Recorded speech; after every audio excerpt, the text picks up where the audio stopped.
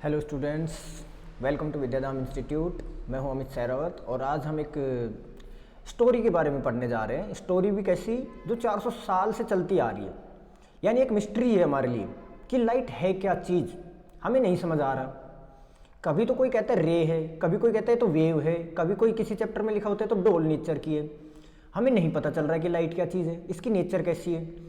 तो इसी मिस्ट्री को आज हम सोल्व करेंगे और आपको बताएंगे कि क्या क्या है इस स्टोरी में। इस 400 साल की जो चल रही है कहानी, इसमें कौन कौन से जीनियस आएंगे, कौन कौन से आर्ग्यूमेंट्स आएंगे और कौन कौन से माइंड बेंडिंग ट्विस्ट आएंगे। तो सारे ट्विस्ट हम इसी वीडियो में आज देखने वाले हैं। तो चलिए आज शुरू करते हैं और इसको समझते हैं एक रियल लाइफ एनालॉजी से। रियल लाइफ में आप इमेजिन कीजिए थोड़ी देर के लिए, आप बन जाइए चाचा गालिब, शायर बन जाइए और ख्यालों में सोचिए, ख्याली पुलाव पकाइए कि काश हमारे पास एक टाइम ट्रैवलिंग मशीन होती और टाइम ट्रैवल करके हम अपने पुराने टाइम में जा पाते। तो चलिए, आपकी ये मनोकामना पूरी हो गई और आपके पास टाइम ट्रैवल मशीन आ गई और आप एक स्मार्टफोन लेके चले गए हैं अपने दादाजी के टाइम पर भी। तो आपके दादाजी जिस टाइम पे स्कूल जा रहे हैं ना, उस टाइम पे आप पहुंच गए और आपके हाथ में स्मार्टफोन। ठीक भाई, आप स्मार्टफोन से क्या कर रहे हो, अपने दादाजी के सामने फोटो क्लिक करके दिखा रहे हो। अब दादाजी क्या कहेंगे कि क्या चीज़ है इसके हाथ में, समझ नहीं आ रहा। तो कहेंगे भाई ये पक्का कैमरे जैसा कुछ चीज़, पॉकेट कैमरा होता है ना, ये पक्का पॉकेट कैमरा लेके आया है। फिर तुम किसी दूसरे इंसान के पास जा रहे हो, वहीं पर घूम रहे हो, उसके सामने उसमें आप स्मार्टफोन में अपने म्यूजिक प्ले कर देते हो, गाना चला देते हो आप। तो वो इंसान उसको देख के क्या कहेगा कि यार ये तो म्यूजिक प्लेयर जैसा लग रहा है, क्योंकि उन्होंने म्यूजिक प्लेयर उस टाइम पे देखे जिसमें सीडी वगैरह डाल के और वो चलाते उसमें। ठीक है, इसके बाद आप तीसरे इंसान के पास जाते हो दुकान के ऊपर। दुकान पे आप कैलकुलेटर चला के अपने मोबाइल फ़ोन में और कैलकुलेशन करके दिखा देते हो। तो वो जो दुकानदार है ना, वो सोचेगा भाई नए स्टाइल का, नए तरीके का, ये पक्का कोई कैलकुलेटर है। तो आप इस सारी स्टोरी में मेरे को ये बताइए कि वो जो तीनों लोग थे जिनके पास ये जा जाके आपने सब किया है, क्या वो तीनों लोग गलत हैं? मतलब आपके जो स्मार्टफोन का डिस्क्रिप्शन वो दे रहे हैं, क्या वो गलत दे रहे हैं? नहीं। क्या वो सही बोल रहे हैं कि ये क्या चीज़ है? मतलब उनको पूरी असलियत तो पता नहीं कि है क्या चीज़, तो इसका मतलब सच भी पूरा नहीं है और झूठ भी नहीं बोल रहे वो। तो दिक्कत कहाँ पर है? दिक्कत ये है कि भाई उनने जो एक्सपीरियंस किया आज तक, उनने जो चीज़ें अपने सामने देखी हैं कि ये वीडियो प्लेयर होता है, ये म्यूजिक प्लेयर होता है, ऐसा कैमरा होता है, इन सारी चीज़ों से कंपेयर कर रहे हैं कि भाई तुम्हारे पास जो चीज़ है ना, ये उसके जैसी है, ये तो उसके जैसी है। उनको नहीं पता ये क्या चीज़ है, बस ये बता रहे हैं उसके जैसी है। ठीक ऐसे हमारे साथ हो रहा है लाइट के केस में।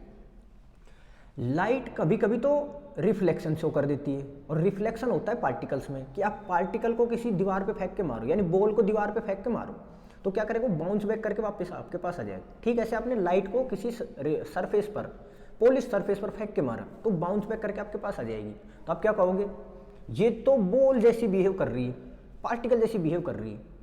ठीक है भाई, ठीक ऐसे ही दो वेव्स जब मिलती हैं तो आपस में एक जगह पर जुड़ जाती। जैसे दो वेव्स आपस में आपने फेंक के मारी ना, तो एक दूसरे पर इंटरफेयर कर जाती, सुपर इम्पोज कर जाती। पार्टिकल नहीं कर सकते, वेव कर सकते। तो ये जो इंटरफेरेंस पैटर्न है, ये वेव का ही ट्रेडमार्क वो है, प्रॉपर्टी है। पार्टिकल ऐसा नहीं करवा सकते। अब आपने लाइट के साथ ही करवा के देखा, एक तरफ से लाइट मारी, एक तरफ से लाइट मारी, दोनों आपस में इंटरफेयर कर गई, तो आप क्या कहोगे, पक्का कहोगे ना कि ये तो लाइट तो वेव जैसी है। ठीक है भाई, अब आप क्या गलत हो क्या इस केस में? क्या आपने उसके जैसा बिहेवियर देखा, उसके जैसा बिहेवियर देखा तो आपने कोई गलत बात थोड़ी कही है। आप तो जैसा देख रहे हो वैसा बोल रहे हो, पर एक्चुअल में वो क्या चीज़ हमें नहीं पता चल रहा। भाई हमें जो एक्सपीरियंस में चीज़ है कि भाई हमें पता है वेव ऐसा बिहेव करती है, पार्टिकल ऐसा बिहेव करता है, तो लाइट कभी उसके जैसा बिहेव कर रही है, कभी लाइट उसके जैसा बिहेव कर रही है, पर हमें नहीं पता लाइट क्या चीज़ है। तो एक्चुअल में लाइट है क्या चीज़ वो हमें नहीं पता, पर लाइट क्या कर सकती है वो हमें पता है। ठीक है, उसी से हम उसका डिस्क्रिप्शन देते आ रहे हैं आज तक। इस सारी स्टोरी में हम देखेंगे कि न्यूटन के टाइम से क्या बातें चल रही थी, न्यूटन लाइट को किस नज़र से देखता था, उसके बाद अलग अलग साइंटिस्ट उसको किस नज़र से देख रहे हैं, कौन जीतेगा कौन हारेगा, क्या आर्ग्यूमेंट्स रहेंगे उनके क्या आर्ग्यूमेंट्स रहेंगे, काउंटर आर्ग्यूमेंट्स क्या रहेंगे, वो सारी बातें हमें इसमें पढ़नी है। और ये पूरी स्टोरी आज हम देखेंगे कि कंप्लीट क्या बात है और आज हम कहाँ हैं। आज अगर हमें डिस्क्राइब करना पड़े तो लाइट क्या चीज़ है, उसको हम कैसे डिस्क्राइब करेंगे। तो चलिए शुरू करते हैं, फ्रॉम बेसिक टू ब्रिलियंस। तो जो हमारी पहली स्टोरी है वो शुरू होती है 1600s में। दो बड़े जाइंट्स हैं, सर आइजैक न्यूटन और Christian Huygens. Sir Isaac Newton ने दी है कॉर्पस्कुलर थ्योरी और हाइगेंस ने दी है वेव थ्योरी। दोनों एक ही टाइम पर हैं, दोनों कंटेम्प्रेरी लोग हैं। वो अपने देश में, वो अपने देश में, वो अपनी थ्योरी बता रहे हैं, वो अपनी थ्योरी बता रहे हैं। न्यूटन कह रहे हैं कि लाइट कॉर्पस्कुलर्स है, यानी एक पार्टिकल जैसी है, स्ट्रेट लाइन में ट्रैवल करती है, सरफेस पे टकराती है और बाउंस बैक कर जाती है। और उस टाइम तक लोगों को ये समझ में भी आ रहा था कि भाई जैसे ही पार्टिकल जाएगी और दीवार से टकराएगी वापस आएगी, तो पार्टिकल में हो रहा है ऐसे लाइट में हो रहा है सेम टू सेम, कि वो शीशे से जाके टकरा रहा है और वापस आ जा रहा है। तो स्ट्रेट लाइन मोशन हमें दिखता था, शैडो हमारी बन रही है क्योंकि स्ट्रेट लाइन में लाइट चल रही है। आप किसी लाइट के सामने खड़े हो जाइए, वहाँ से रेज आपके ऊपर गिरेंगे, पीछे आपकी शैडो बन जाएगी। तो शैडो बन रही है, इसका मतलब पक्का लाइट स्ट्रेट लाइन में चल रही है। तो देखो भाई, जो न्यूटन की थ्योरी थी कॉर्पस्कुलर थ्योरी, उसके बेस पे हमने रिफ्लेक्शन फिनोमेना और रिफ्रैक्शन फिनोमेना अच्छे से समझा दिया था। सब वेल सेटल्ड चल रहा था, हमें ऐसा लग रहा था लाइट समझ आ गई। तो न्यूटन की थ्योरी में बाद में थोड़े टाइम के बाद कुछ कमियां निकलने लगेंगी, वो देखेंगे हम जब जैसे जैसे हम 19th सेंचुरी तक पहुँचेंगे, 1800s में पहुँचेंगे, तो हमें पता चलेगा। एक कमी जो सबसे बड़ी थी उनकी थ्योरी में वो ये थी कि डेंसर मीडियम में जब लाइट जाएगी ना, तो अकॉर्डिंग टू न्यूटन उसकी स्पीड बढ़नी चाहिए थी, पर ऐसा होता नहीं भी। बाद में एक्सपेरिमेंटल इसके प्रूफ हमें मिले कि जब डेंसर मीडियम में लाइट जाती है, माइकलसन, मोरले और फोकोल्ट इसके एक्सपेरिमेंट्स करके दिखाएंगे कि जब लाइट डेंसर मीडियम में जाएगी तो वो क्या करती है, स्पीड डाउन हो जाती है उसकी। इसका मतलब न्यूटन गलत बोल रही। न्यूटन कह रहे थे कि उसकी वर्टिकल कंपोनेंट को वेलोसिटी ज़्यादा मिलती है, इसलिए वेलोसिटी बढ़ जाती है। तो यहाँ पर न्यूटन गलत थे कि रिफ्रैक्शन में डेंसर मीडियम में लाइट की स्पीड बढ़ती है, वहाँ वो गलत थे, घट जाती है एक्चुअल में। तो ठीक है भाई, बाद में और हथौड़े टिकेंगे, वो देखते हैं क्या होता है। पर उससे पहले हमें जो समझना है वो है हाइगेंस थ्योरी, जो उसी के बगल में जो साइंटिस्ट है वो बता रहे हैं। हाइगेंस ने वेव थ्योरी दी है, वो कह रहे हैं कि लाइट पार्टिकल नहीं है, वो वेव के जैसे चल रही है। अब वेव के जैसे चल रही है तो उसको जो फिनोमेना हमें एक्सपेरिमेंट्स में दिख रहे हैं, भाई जो हमारे सामने लाइट ने कुछ फिनोमेना करके दिखाया, उसको आपकी थ्योरी से समझाना तो पड़ेगा ना। तो वेव थ्योरी से उसने रिफ्लेक्शन को समझा दिया हाइगेंस ने। अब फिर दिक्कत कहाँ है भाई, जब वेव थ्योरी से रिफ्लेक्शन समझाया जा रहा है, पार्टिकल थ्योरी से समझाया जा रहा है, तो न्यूटन भी सही है, हाइगेंस भी सही है, पर लोग मानेंगे किसकी? लोग मानेंगे न्यूटन की, क्योंकि भाई न्यूटन का फिजिक्स के फील्ड में दबदबा था। चाचा न्यूटन, सर आइजैक न्यूटन है भाई, ऐसे थोड़ी है। हाइगेंस नया नया आदमी है, उसको कौन जानता है, लेकिन न्यूटन हर फील्ड में, हर ब्रांच में बैठा हुआ फिजिक्स की में, तो उसकी अथॉरिटी चलती रही 100-150 साल तक। तो हाइगेंस थ्योरी को किसी ने तवज्जो ही नहीं दिया। लेकिन बाद में 1800s में जैसे आप पहुंचोगे तो यंग एक डबल स्लिट एक्सपेरिमेंट करके दिखा देते हैं, और वहां से एक्सपेरिमेंटली प्रूव हो जाता है कि लाइट क्या है, वेव। तो ये पहला हथौड़ा टिकता है न्यूटन की थ्योरी पर कि लाइट तो वेव है, ऐसा एक्सपेरिमेंट्स में साबित हो गया।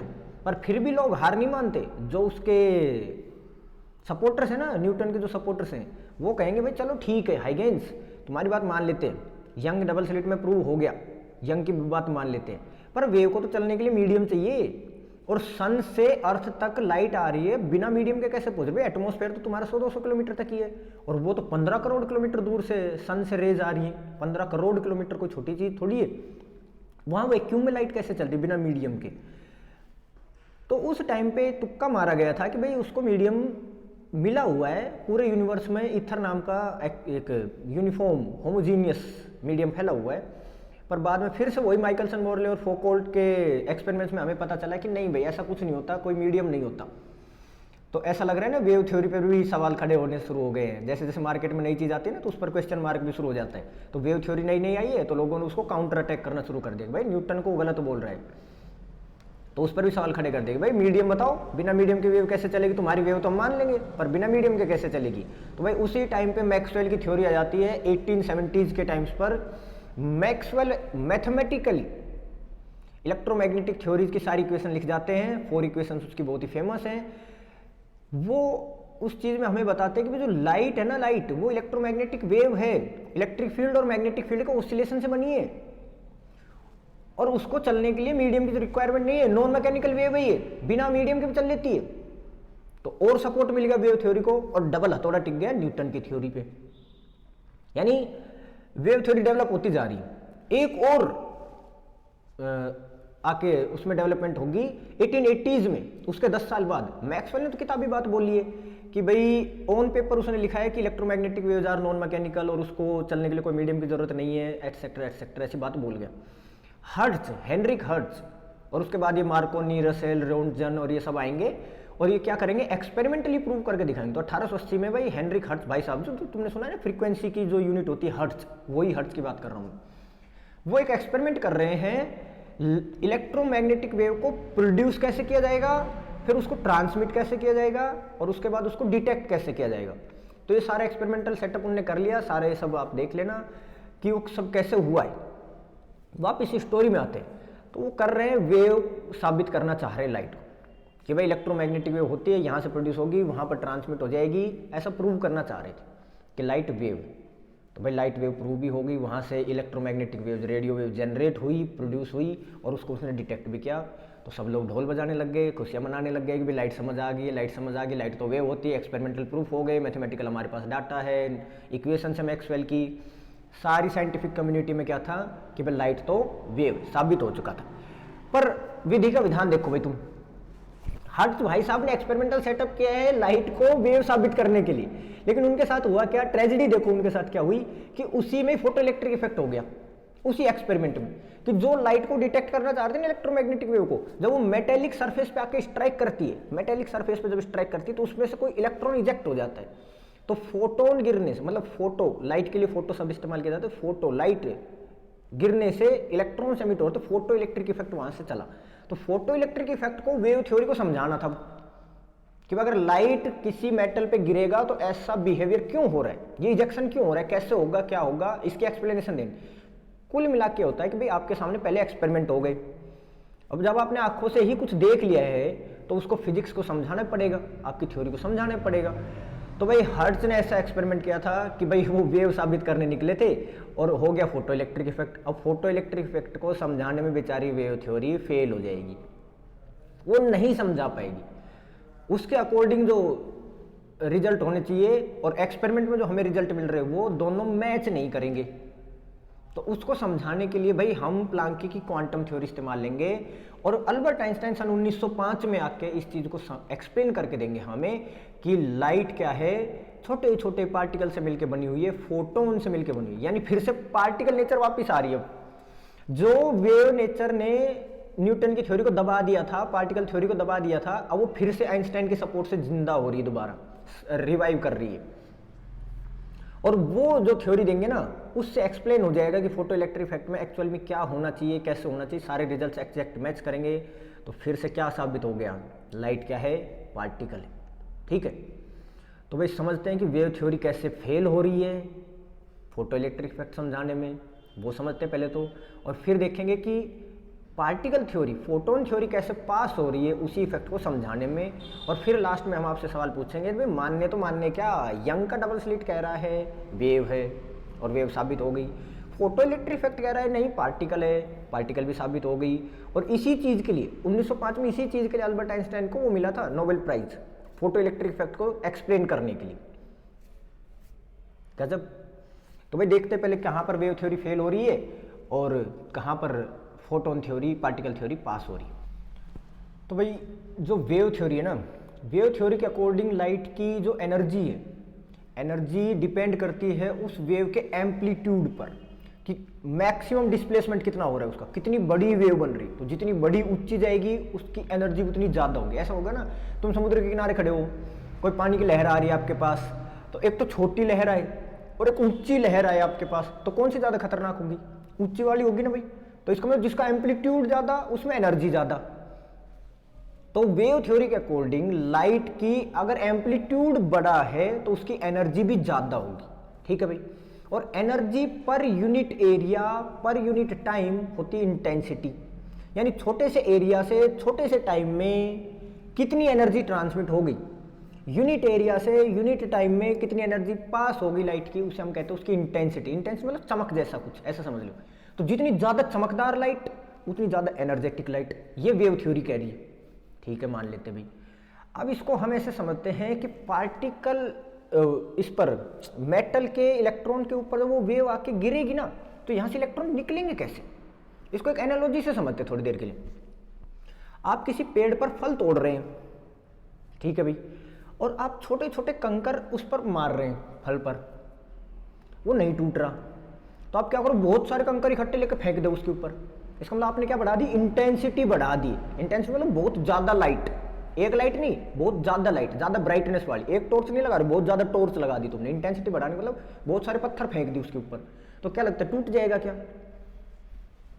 तुम्हारी वेव थ्योरी के हिसाब से टूट जाना चाहिए, बहुत सारे पत्थर मारे हैं तुमने, एनर्जी बढ़ा के मारी ना भाई, इंटेंसिटी बढ़ाई है। इंटेंसिटी बढ़ा मतलब बहुत ज़्यादा एनर्जी से मारा है, एनर्जी ज़्यादा मारोगे तो पत्थर से वो फल टूट जाना चाहिए था, पर नहीं टूटा। एक्सपेरिमेंट्स कह रहे हैं कि फल नहीं टूटेगा, और एक्सपेरिमेंट टूट भी नहीं रही। यानी मेटल पे आप क्या कह रहे हो कि ज़्यादा इंटेंस लाइट डालोगे ना, ज़्यादा इंटेंस मतलब ज़्यादा ब्राइटनेस वाली, ब्राइटनेस उसकी वेवलेंथ कैसी, वो रेड कलर की ब्लू कलर की कैसी फेंक दो, बस ज़्यादा ब्राइट होनी चाहिए। ज़्यादा ब्राइट इस सरफेस पे स्ट्राइक करेगी तो इसमें से इलेक्ट्रॉन इजेक्ट हो जाएंगे। एक्सपेरिमेंट उल्टा बोल रहे हैं, एक्सपेरिमेंट में आपने ब्राइटनेस बढ़ा बढ़ा के देखी, इलेक्ट्रॉन इजेक्ट ही नहीं हो रहे, और फर्क ही नहीं पड़ रहा उनके इजेक्शन के ऊपर, उनकी स्पीड भी नहीं बढ़ रही, फल टूट ही नहीं रहा। दूसरा फेलियर, ये तो एक फेलियर हो गया। फेलियर नंबर टू ये है कि वेव थ्योरी के हिसाब से जो लाइट की फ्रीक्वेंसी है ना, आपकी लाइट वेव की जो फ्रीक्वेंसी है, उस फ्रीक्वेंसी के बदलने से, यानी रेड कलर की लेने से, ब्लू कलर की लेने से या अल्ट्रावायलेट लेने से कुछ फर्क नहीं पड़ता, जब तक कि आप एक मिनिमम पावर की, मिनिमम इंटेंसिटी की लाइट ना मारो। मतलब तुम ये कहना चाह रहे हो कि अगर डिम लाइट रेड कलर की मारो, चाहे डिम लाइट ब्लू कलर की मेटल के ऊपर फेंक के मारो, इलेक्ट्रॉन नहीं निकलना चाहिए, क्योंकि डिम है ना, इंटेंसिटी कम है, एनर्जी कम है, तो निकलेगा कैसे? तो ये तो वेव थ्योरी कह रही है। और एक्सपेरिमेंट क्या कह रहे हैं, फोटो इलेक्ट्रिक इफेक्ट के एक्सपेरिमेंट कह रहे हैं कि भाई डिम बेशक हो, रेड कलर की है तो नहीं होगा, ब्लू कलर या अल्ट्रावायलेट कलर की है तो इलेक्ट्रॉन का इजेक्शन होगा। ये क्या हो गया? इसका मतलब एक्सपेरिमेंट कहने की फ्रीक्वेंसी बदलने से फोटो इलेक्ट्रिक इफेक्ट पे फर्क पड़ता है, फ्रीक्वेंसी, उसका कलर बदलने से। लेकिन आपकी वेव थ्योरी कह रही फ्रीक्वेंसी से कोई असर ही नहीं पड़ना चाहिए, फ्रीक्वेंसी से कोई लेना देना ही नहीं है, इंटेंसिटी से लेना देना। जितनी चमकदार लाइट, उतनी पावरफुल लाइट, उतनी जल्दी इलेक्ट्रॉन निकलेंगे, उतनी एनर्जी से निकलेंगे। और इलेक्ट्रॉन को सरफेस से निकालने के लिए जो मिनिमम एनर्जी चाहिए ना, उस मिनिमम एनर्जी को हम कहते हैं वर्क फंक्शन। मतलब टूल टैक्स टाइप से समझ लो कि इसको इस सरफेस से बाहर आना है तो रास्ते में टूल टैक्स लगा हुआ है कि भाई वर्क फंक्शन जितनी एनर्जी दे और बाहर निकल, और बाकी एनर्जी फिर तू दौड़ता रही हो। तो ज़्यादा इंटेंसिटी की लाइट डालोगे आप, ज़्यादा इंटेंसिटी की लाइट डालोगे तो वेव थ्योरी के अकॉर्डिंग उसको ज़्यादा स्पीड से निकलना चाहिए था, क्योंकि एनर्जी ज़्यादा मिली है, पर वो ज़्यादा स्पीड से नहीं निकला, काइनेटिक एनर्जी नहीं बढ़ी उसकी। तो यहाँ पर वेव थ्योरी कुछ बोल रही है और एक्सपेरिमेंट कुछ बोल रहे हैं। तो आप मेरे को ये बताओ, सच किसको मानोगे आप? आपके ऊपर है अभी, आप जज हो। एक्सपेरिमेंट कुछ बोल रहे हैं और थ्योरी कुछ बोल रही है, सच्चाई किसकी है? तो भाई एक्सपेरिमेंट सच बोल लेगा ना, जो आपने आंखों से देख ले वो सच है, थ्योरी तो गलत भी हो सकती है, तो यहाँ पर वेव थ्योरी गलत होगी। दूसरी चीज कह रही है फ्रीक्वेंसी वाली, कि लाइट अलग अलग फ्रीक्वेंसी के डालने से कोई असर नहीं पड़ता, बस इंटेंस इनफ होनी चाहिए। वेव थ्योरी ये कह रही है कि पावरफुल होनी चाहिए, पर ऐसा कुछ नहीं हो रहा। फ्रीक्वेंसी बदलने से अलग अलग काइनेटिक एनर्जी के तेज, कभी धीरे, ऐसे इलेक्ट्रॉन निकल रहे हैं फ्रीक्वेंसी बढ़ाने से। फ्रीक्वेंसी बढ़ाने मतलब वैसे भी और में उल्टा आ रहे हो आप, रेड कलर से नीचे वोयलेट, अल्ट्रा वोयलेट, ये एक्सरे गामा रे की तरफ आ रहे हो। तो जैसे जैसे फ्रीक्वेंसी बढ़ाते जा रहे हो, ज़्यादा स्पीड वाले इलेक्ट्रॉन निकलते जा रहे हो उससे, सरफेस से। और वेव थ्योरी उल्टा बोल रही थी, वेव थ्योरी कह रही फ्रीक्वेंसी को लेना देना ही नहीं है, इंटेंसिटी से लेना देना है। तो भाई यहाँ पर भी वेव थ्योरी फेल हो गई है। तीसरी चीज़ जहाँ पर फेल हो रही वेव थ्योरी वो ये है कि लाइट वेव अगर मान लेते कम इंटेंसिटी की भी है, पर आप लगातार एक इलेक्ट्रॉन पे डालते रहोगे तो वो एनर्जी उसको मिलती रहेगी। जब टूल टैक्स जितनी एनर्जी हो जाएगी उसके पास, वर्क फंक्शन जितनी हो जाएगी, तो वो सरफेस से निकल जाएगा, है कि नहीं? पर ऐसा नहीं हुआ एक्सपेरिमेंट्स में, कि आप जब कम इंटेंसिटी की लाइट से कितनी देर तक डाल लो, आपका इलेक्ट्रॉन नहीं निकलेगा। इसका मतलब कहने का ये है कि आपके पास फूल है, फूल या पॉपकॉर्न, और उसको कितनी तेज फेंक लो आप, कितनी तेज फेंक लो, फल नहीं टूटेगा। समझे ना? फल कब टूटेगा? जब आप बड़ा पत्थर मारोगे। तो वही केस यहाँ पर है। कुल मिला के क्रक्स ये है कि वेव थ्योरी के हिसाब से लाइट की एनर्जी इंटेंसिटी से डिसाइड होती है, ज़्यादा चमकदार लाइट, ज़्यादा एनर्जेटिक लाइट। लेकिन पार्टिकल थ्योरी के हिसाब से उसकी इंटेंसिटी से उसकी लाइट की एनर्जी डिसाइड नहीं होती, उसकी फ्रीक्वेंसी से डिसाइड होती है, किस फ्रीक्वेंसी की है, ठीक है ना, इससे डिसाइड होती है। E = h nu, ऐसा उसने इक्वेशन भी दी थी प्लांक ने, कि फोटोन में कितनी एनर्जी हो सकती है, एनर्जी के पैकेट्स बंडल कितने होते हैं, इक्वल एच न्यू या एच एफ, तो फ्रीक्वेंसी से हम निकाल सकते हैं। एक जगह और देखो वेव थ्योरी में कहाँ गड़बड़ आ रही है। वेव थ्योरी ये कह रही है कि भाई आपके पास किसी भी फ्रीक्वेंसी, कैसे भी कलर की लाइट हो, अगर वो इंटेंस इनफ है ना तो आराम से इलेक्ट्रॉन निकल जाएंगे। पर फोटो इलेक्ट्रिक इफेक्ट के एक्सपेरिमेंट्स में हमें पता चला कि थ्रेश होल्ड फ्रीक्वेंसी भी नाम की एक चीज़ होती है, यानी मिनिमम फ्रीक्वेंसी तो आपको लाइट लेनी पड़ेगी कि कम से कम वॉयलेट या अल्ट्रा वॉयलेट तो लेनी ही पड़ेगी। रेड और ऑरेंज ग्रीन कलर के बस की बात नहीं है, उनसे नहीं निकल पाई, तो मिनिमम फ्रीक्वेंसी की रिक्वायरमेंट होती है। यहाँ पर ये 2-4 पॉइंट थे जहाँ पर ये वेव थ्योरी एक्सप्लेन नहीं कर पा रही इन चीज़ों को और वो फेल होती जा रही है। एक लास्ट ऐसा भी है टाइम लैग वाला कि according to wave theory wave तो चलती है वेव फ्रंट्स की फॉर्म में और वो सरफेस पे टकराएगी, फिर वो सरफेस में सारे इलेक्ट्रॉनों को एनर्जी देगी, फिर वो सारे इलेक्ट्रॉन निकलेंगे, तो इस सारी कार्यक्रम में टाइम बीत जाएगा। टाइम लैग हो जाना चाहिए गिरने में और इजेक्शन में। लाइट इंसिडेंट होगी और इलेक्ट्रॉन का इजेक्शन होगा, इसमें थोड़ा सा टाइम लैप्स होना चाहिए, पर ऐसा कुछ नहीं होता।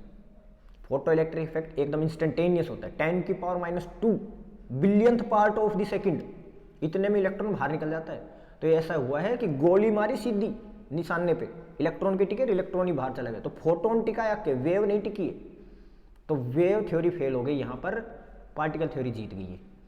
तो भाई सच क्या है बताओ, मानने किसकी बात मानने? एक तरफ एक्सपेरिमेंट सच बोल रहा है कि भाई लाइट तो वेव है, इंटरफेरेंस हुआ है, थॉमस यंग के यंग डबल स्लिट एक्सपेरिमेंट, जो थॉमस यंग ने 1801 में किया था ना, डबल स्लिट एक्सपेरिमेंट में साबित हो गया। 1905 में इधर साबित कर दिया फोटो इलेक्ट्रिक इफेक्ट में एक पार्टिकल। तो भाई यहाँ से एक शब्द निकलता है जो बड़ा प्रचलित आज के टाइम पे, वो है double nature of the light.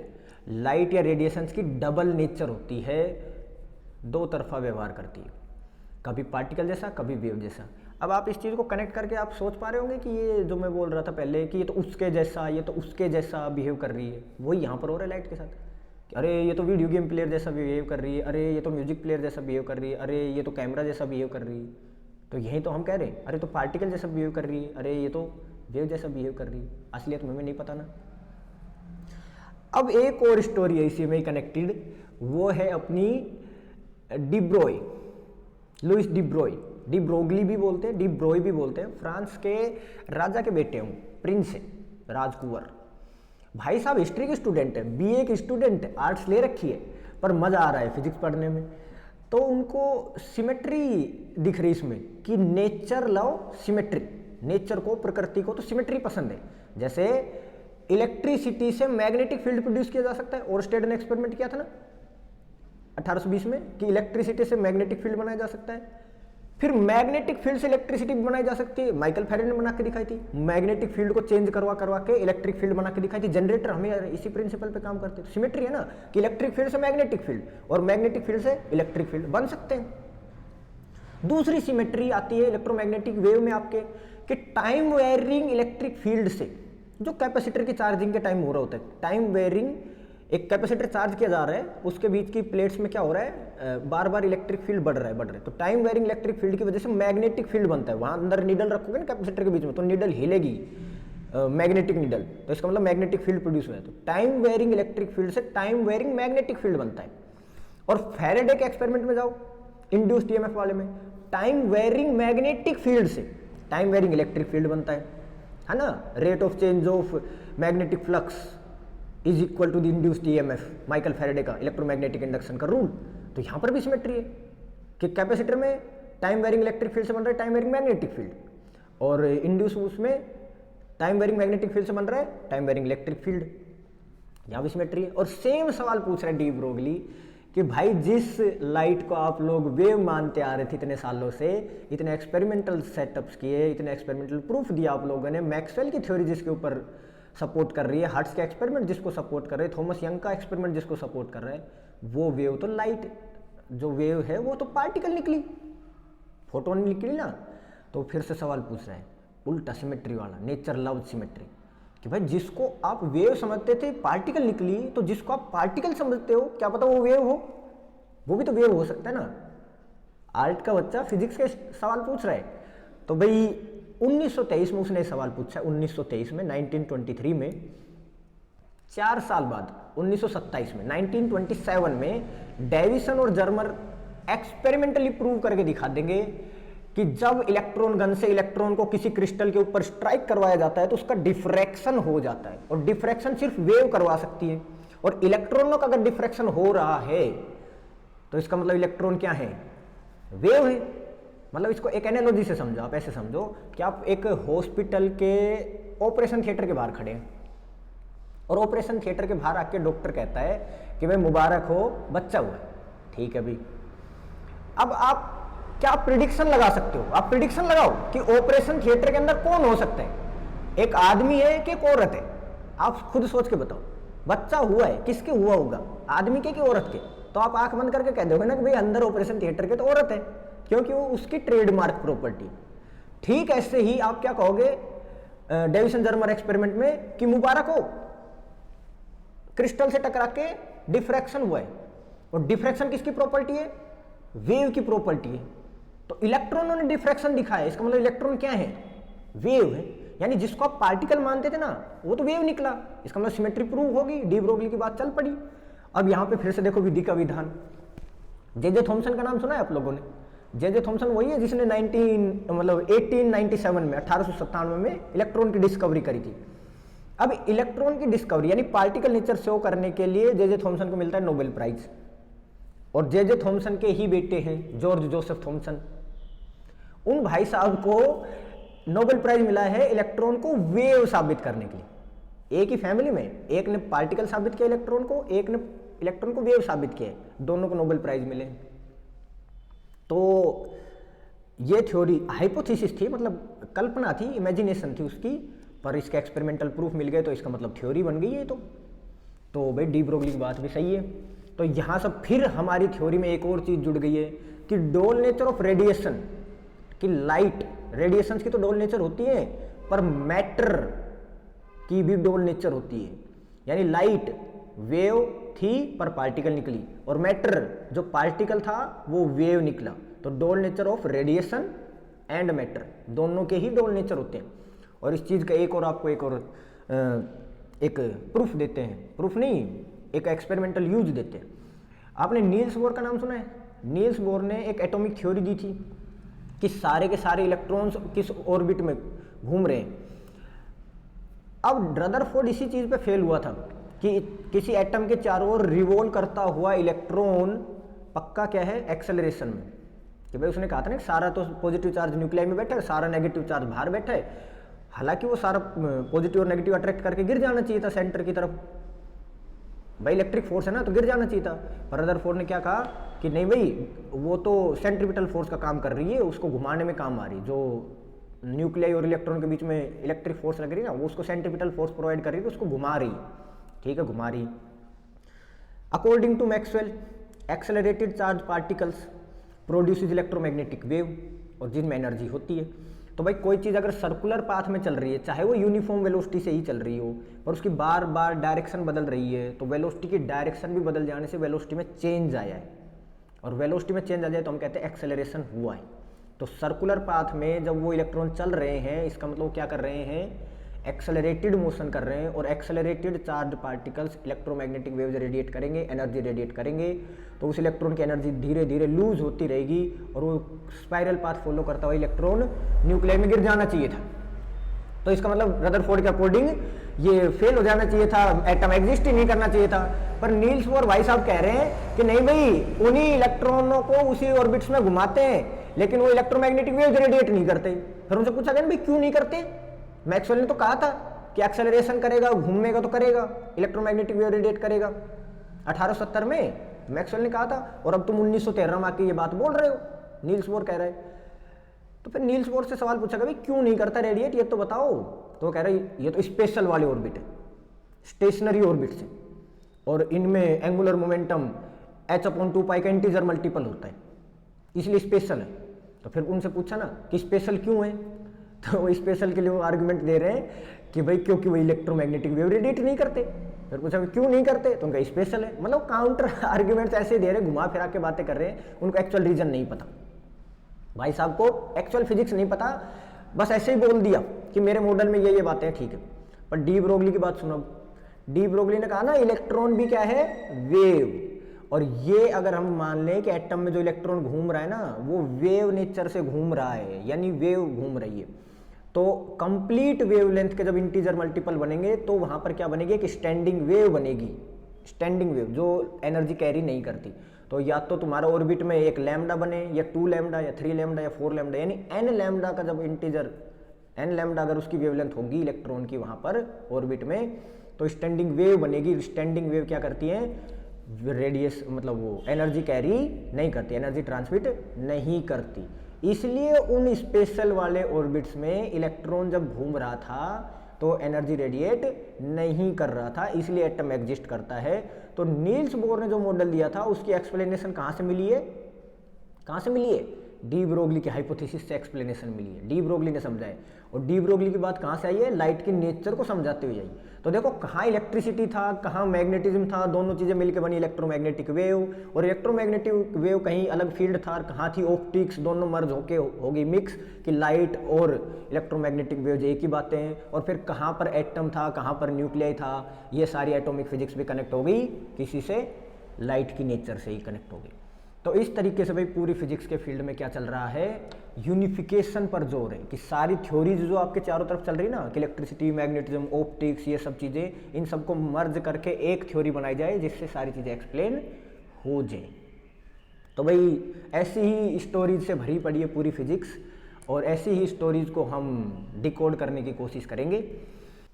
तो भाई चलते चलते आप लोगों को एक और छोटी सी एनालॉजी बता देते हैं, आप भी उस पर थोड़ा विचार कीजिए कि आपके सामने कई ब्लाइंड फोल्डेड लोग खड़े, आंखों पे पट्टी बांध के लोग खड़े कर रखे लाइन में, ठीक है भाई, और आप एक हाथी ला के उनके सामने खड़ा कर देते हो, खड़ा कर दिया आपने हाथी, और आप उनसे कह रहे हो कि आप बस आंखों पे पट्टी उनके, आप कह रहे हो बस उसको सेंस करो कि क्या चीज़, सेंस करके बताना आप लोगों को क्या चीज़ खड़ी है आपके सामने। तो भाई एक इंसान है जिसकी आंखों पे पट्टी है और वो पेट को टच कर रहा है, ऐसे आंख बंद करके पेट को टच कर रहा है, तो पता है क्या एक्सप्लेनेशन दे रहा है, वो कह रहा है ये तो दीवार जैसी है, कोई दीवार आ गई भी मेरे सामने। एक इंसान उसके पैरों में लगा पड़ा है, पैरों को ऐसे पकड़ के बैठा है, तो पैरों को पकड़ के से वो कह रहा है यार ये तो कुछ पेड़ जैसा सा लग रहा है, जैसे पेड़ हाथ में आ गए वैसे करके। ठीक ऐसे ही एक इंसान को हाथी क्या है सूंड में लपेट लेता है, तो वो सूंड में लिपट जाने के बाद उसको महसूस करके फील करके कह रहा है यार ये तो कोई बड़े अजगर जैसा लग रहा है कि नहीं। तो आप मेरे को बताओ भाई वो सारे इंसान गलत बता रहे हैं या सही बता रहे हैं, गलत बता रहे हैं या सही बता रहे हैं। तो भाई बोल तो वो सही ही रहे क्योंकि एक्सपीरियंस ऐसा हो रहा है उनको, जैसी चीज़ें उन्होंने पहले फील करी है उसके जैसा एक्सपीरियंस हो रहा है ना कि भाई ये तो ऐसा जैसा लग रहा है, ऐसा ऐसा लग रहा है, पर उनको एक्चुअल रियलिटी नहीं दिख रही है। तो वही हमारे साथ है कि हमें एक्चुअल रियलिटी लाइट की नहीं दिख रही क्या चीज़ है। हमें इतना पता है अच्छा ये तो पार्टिकल जैसा बिहेव कर रही है, अच्छा ये तो वेव जैसा बिहेव कर रही है, ये तो वेव जैसी सी कुछ है, ये तो पार्टिकल जैसी सी कुछ है, ऐसा बस कह रहे हम। एक्चुअल में पूरा हाथी हमें नहीं दिख रहा, पूरी रियलिटी हमें नहीं दिख रही। वो स्मार्टफोन वाला केस हो गया हमारे साथ कि वीडियो गेम प्लेयर है, ये तो कैलकुलेटर है, ये तो कैमरा जैसा है, पूरा स्मार्टफोन। अभी 90s के ज़माने में लोगों को पता ही नहीं, जहाँ आप लेके गए टाइम ट्रेवल करके उनको पता ही नहीं स्मार्टफोन क्या होता है। तो इसी हिसाब से आज भी हमें नहीं पता है कि लाइट क्या होती है। कोशिश जारी है कि एक हमें थ्योरी मिलेगी एक दिन जिससे हम सारी चीज़ों को एक्सप्लेन कर पाएंगे। तब तक के लिए हम क्या मान के चलेंगे, लाइट हैज़ ए डोल नेचर, वेव भी और पार्टिकल भी। तो पार्टिकल नेचर से उसके reflection, refraction, photo electric effect, इन सारे इफेक्ट्स को हम समझा सकते हैं। और वेव नेचर से हम उसके इंटरफेरेंस, डिफ्रैक्शन और पोलराइजेशन, इन सारे इफेक्ट्स को हम समझा सकते हैं। तो डोल नेचर अगर मान लिया जाए तो सारे के सारे इफेक्ट्स को हम समझा पा रहे हैं आज के टाइम पे, तो हमारा काम चल रहा है। इसलिए ज़्यादा कोई लोग इस पर इतना सोच नहीं रहे, लेकिन आने वाले टाइम में ऐसी कोई नई थ्योरी हमारे पास आएगी जिससे हम सारी चीज़ों को एक्सप्लेन कर पाएंगे। यानी आने वाले टाइम में कोई स्मार्टफोन डेवलप होगा। अभी हम 1990s में हैं, अभी हम टेलीफोन से काम चला रहे, स्मार्टफोन हमारे पास आया नहीं है। तो भाई ये तरीका है हमारे यहाँ विद्याधाम में पढ़ाई का। यहाँ हम फॉर्मूलाज को रटते नहीं हैं, हम उनके पीछे की स्टोरी समझते हैं कि कहाँ से चीज़ें आ रही है, कहाँ से कंसेप्ट्स बने हैं। धीरे धीरे उन पर हम डेवलप करते हैं और फिर हम फॉर्मूला तक पहुँचते हैं कि कहाँ तक ये चीज़ें डेवलप हुई हैं। तो अगर आपको ये स्टोरी पसंद आई तो ये तो अभी शुरुआत है भाई, सब्सक्राइब कीजिए। आने वाले टाइम में हम ऐसे ही फिजिक्स से रिलेटेड, कंसेप्ट से रिलेटेड अच्छी अच्छी वीडियोज़ लाते रहेंगे। और हाँ, कमेंट ज़रूर करके बताइएगा कि आपको कौन सी थ्योरी अच्छी लगी, न्यूटन की कॉर्पस्कुलर थ्योरी या हाइगेंस की वेव थ्योरी या अल्बर्ट आइंस्टाइन की प्लांक ये क्वांटम थ्योरी, फोटोन थ्योरी, इनमें से आपको कौन सी पसंद आई। तो भाई आज के लिए इतना ही। Thank you for watching. मैं हूं अमित सहरावत। अब आपसे मिलूंगा मैं अगली वीडियो में।